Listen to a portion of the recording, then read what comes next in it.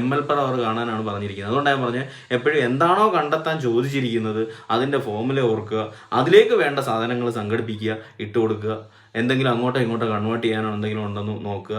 അത് ചെയ്തിട്ട് എന്താ പറയണ്ടേ, കാൽക്കുലേറ്റ് ചെയ്ത് ആൻസർ എടുക്കുക. ഓക്കെ, അല്ലാതെ ആവശ്യമില്ലാത്ത കാര്യങ്ങൾ കണ്ട് എന്താ പറയുന്നത് ഡിസ്ട്രാക്ട് ചെയ്ത് പോകരുത്. ഓക്കെ, അതുകൊണ്ട് എടുത്തു പറയുന്നത് ഇവിടെ നമുക്ക് total volume in milli litre വേണം. അതിവിടെ കൊടുത്തിട്ടുണ്ട് 250 ml ആണ് അല്ലേ.